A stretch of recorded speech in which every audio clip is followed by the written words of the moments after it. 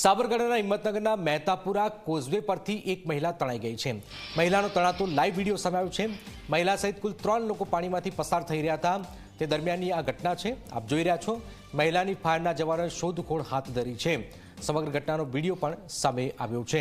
આપ જોઈ રહ્યા છો જેમાં મહેતાપુરા કોઝવેની આ ઘટનાક્રમ છે, જેમાં લોકોને વિનંતી હોય છે કે આ રીતે ન જાય, પણ આપ જોઈ રહ્યા છો ત્રણેય જણા જઈ રહ્યા છે। એમાં માતા લપસી જાય છે અને આપ જોઈ રહ્યા છો કે પાણીના પ્રવાહમાં તો જતા રહે છે। પાણી ટીમે શોધખોળ હાથ ધરી છે। આ એક મહિલા તણાઈ ગઈ છે। લોકોને વિનંતી છે કે આ રીતે નદીના પ્રવાહમાં ન જાય, નદી, તળાવ, ડેમ, ધોધ આ જગ્યાએ ન જાય, આ રીતે તો પસાર ન કરે। એક નાનકડી ભૂલ આપણને મોત સુધી લઈ જઈ શકે છે। આ મોત આપ જોઈ રહ્યા છો, લાઈવ મોત।